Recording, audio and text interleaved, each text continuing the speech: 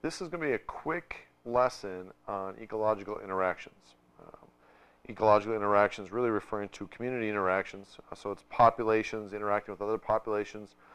And there's some common interactions that we look at in biology. The three main types are going to be predator-prey, competition, and symbiosis. The predator-prey relationship is the easiest one to understand. It really relies on a predator, which is an animal that is going to go out and capture and feed on another animal, which we're going to call prey. Now, it's important in ecosystems because predators help regulate the size of prey populations and limit the locations that they can live in. So they really help determine what can live where and how big those populations can become. And when a predator goes missing, the prey population gets out of control. And their relationship is interesting. So let's take a look at what that relationship might look like. So here's a graph of moose and wolves living in the same area.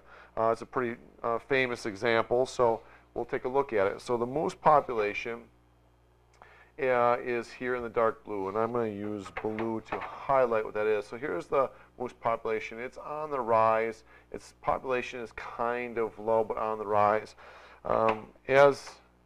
As the moose population is low, the wolf population is right here. So if we look at that, when there's more wolves, there's going to be less moose. And as there's less moose, the wolves have to have less because there's not enough food. And because there's less wolves, then there's going to be more moose available because there's less predators. And so when there's less predators, there can be more moose. And then as there's more moose, there can be more food. And when there's more food, there's going to be more predators, in this case the wolves. And you can see how this relationship is just off each other. So as one rises, the other falls, and as the other falls, the other one rises. And that really makes sense with the way predator works with the relationship with the prey. The next ecological interaction that we talk about is competition. And competition just simply refers to organisms attempting to use various limited resources at the same time. And when that happens, there's this race for the resource.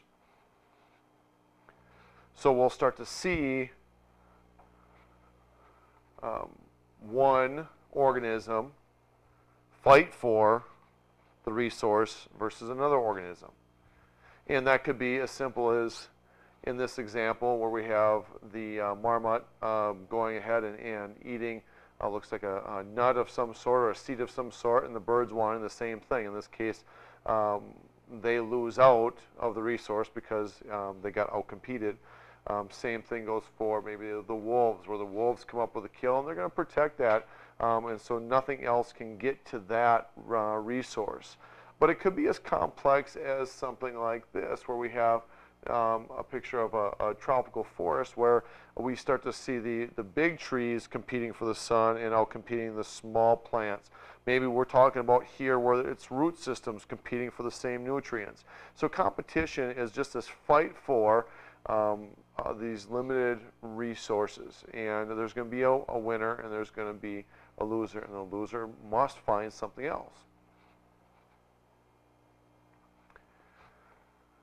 The third relationship is called symbiosis, and symbiosis has many different branches. And what symbiosis itself means is it's any relationship where two species live closely together.